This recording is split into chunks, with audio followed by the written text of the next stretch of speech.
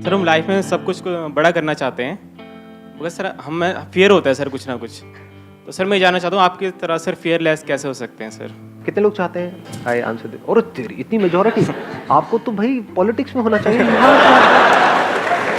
Sir मैं जानना चाहता हूँ सर आपकी तरह सर एब्सोल्युटली फियरलेस कैसे हो सकते हैं?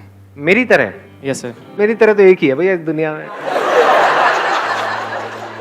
पहले ध्यान से समझना है डर किस चीज का होता है। जैसे आप क्या करना चाहते हैं थोड़ा शेयर करेंगे, if you are okay with it, जो करने के नाम से आपको डर लग रहा है। सर एक तो सर जैसे स्टेज पर बोलने पे मुझे बहुत डर लगता है। वो तो डर अभी मैं निकाल दूंगा, 2 मिनट में यहाँ पे आ जाओ, अभी निकल जाएगा डर। आओ आओ ना भाई।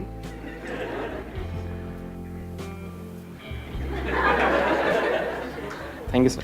अब बताओ क्या डर है इसके अंदर? इन खचरों से क्यों डर रहे हो?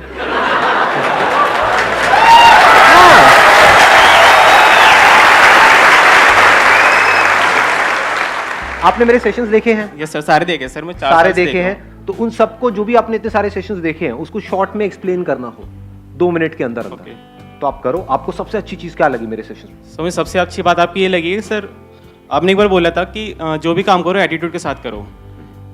आपने बोला था कि मेरा ये है, आप तुझे चाहिए तो ले, नहीं तो आगे जा, मुझे कोई फर्क नहीं पड़ता। हाँ सर ये चीज़ मुझे बहुत अच्छी लगी। इन सबको बोलो कि देखो मैं तुमको ये बात बता रहा हूँ, चाहिए तो लो, नहीं तो तेल लेने जाओ। इसकी डेप्थ को समझो। ये जो मैं वर्ड यूज करता हूँ ना, 7 वाले गए तेल लेने, इसको समझने की कोशिश करो। मतलब किस वे में बोल रहा हूँ, कि इसका मतलब वो कुछ भी बोल रहे हैं, कुछ भी सोच रहे हैं, उससे हमें फर्क नहीं पड़ना चाहिए। हमें जो करना है वो हमें करना है। यानी हमने किसको छोड़ा? काम को नहीं छोड़ा, बोलने को नहीं छोड़ा, रिजल्ट को छोड़ दिया, कॉन्सिक्वेंसेस को छोड़ दिया। जो कॉन्सिक्वेंसेस की परवाह नहीं करता है उसके अंदर डर नहीं होता है। अब यहां पे थोड़ा सा समझदारी से आगे बढ़ना होता है। You're okay? कुछ और बोलना है? नहीं सर। कोई डांस वांस? नहीं सर। गाना वाना? नहीं सर। तो बंगला शंगड़ा? नहीं सर। हो गया? चलो okay, please have a seat.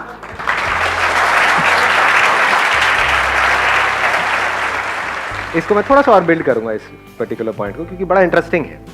मैंने क्या कहा? कॉन्सिक्वेंसेस को छोड़ दो। तो किन कॉन्सिक्वेंसेस को हम छोड़ें?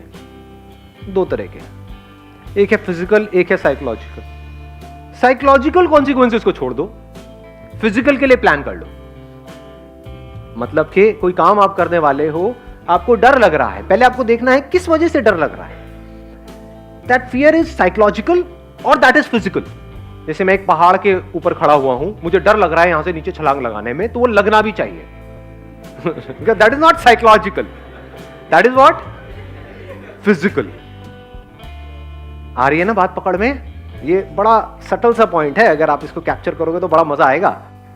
फिजिकल फियर्स के लिए क्या करना है? प्लान करना है, वहां पर प्लानिंग काम आती है।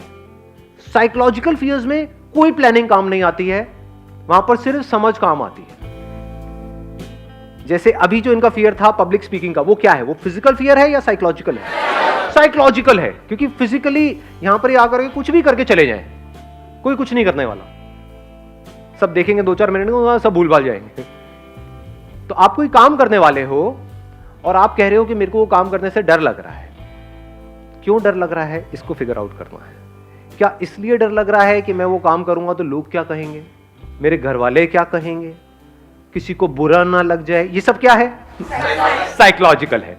या डर इसलिए लग रहा है कि मैंने 5 साल तक काम करके कुछ पैसा जोड़ा है, मान लो 5 लाख रुपए जोड़ा है, और बड़ी मेहनत करके सुबह से रात तक, तो मुझे डर लग रहा है कि मैं ये काम करूं और वो पैसा चला ना जाए। ये क्या है? साइकोलॉजिकल है, फिजिकल है? फिजिकल है। ये डर होना भी चाहिए। जिनमें ये डर नहीं होता वो सड़क पे आ जाते हैं, बर्बाद होने में 2 मिनट लगते हैं। तो बस ये 2 ही तरह के फियर्स होते हैं, फिजिकल है, साइकोलॉजिकल है। फिजिकल में क्या काम आता है? Planning, learning, knowledge, understanding of that thing that you are doing.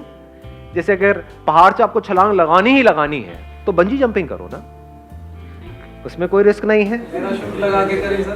Parachute तो इतनी जल्दी नहीं खुलेगा, ट्राई मत करना भाई साहब, उसी पैराशूट में आपको ले करके जाएंगे। तो ये बात पकड़ में आई कि फिजिकल के लिए we need to do a lot of things. In psychological fears nothing needs to be done, it just needs to be understood.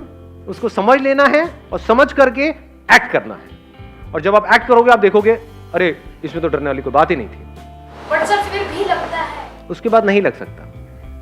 कोई भी चीज जब तक आपने नहीं सीखी होती है तब तक डर लग रहा होता है, या जब सीख जाते हो उसके बाद भी डर लगता है?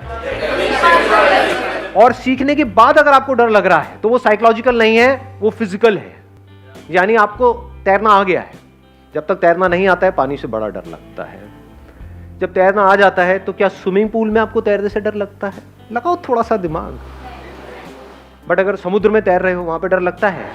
क्या लगना चाहिए? नहीं लगना चाहिए। या 2 किलोमीटर अंदर चले गए फिर कह रहे हैं भैया आई एम फियरलेस। समझ पा रहे हो? तो सीखने के बाद भी अगर आपको डर लग रहा है, there is a strong possibility that is a physical fear, not a psychological fear. और वो होना भी चाहिए। इन दोनों के बीच का फर्क अगर हमको समझ आता चला जाता है तो हमको बिल्कुल क्लियर हो जाता है कि किस तरह से अपनी लाइफ में आगे बढ़ना है। साइकोलॉजिकल फियर्स धीरे धीरे जैसे जैसे हमारी समझ गहरी हो जाती है जीरो हो जाते हैं। मर गया तो क्या होगा? ये क्या है?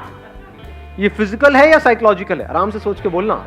मेरे साथ में जो लोग हैं वो मर गए तो क्या होगा? ये फिजिकल है साइकोलॉजिकल है? साइकोलॉजिकल है। लेकिन अगर आप अंधेरी रात में दिया तेरे हाथ में और आप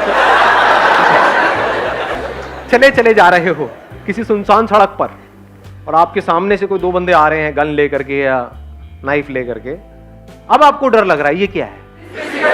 फिजिकल है। ये होना भी चाहिए। ठीक है, बॉन्ड नहीं बनना है बेकार में जी। समझदारी से आगे बढ़ना है लाइफ में। अगर इस तरह से आप अलग अलग करके देखोगे तो ऐसा कोई डर नहीं है इस दुनिया में जिसको कॉन्कर ना किया जा सके।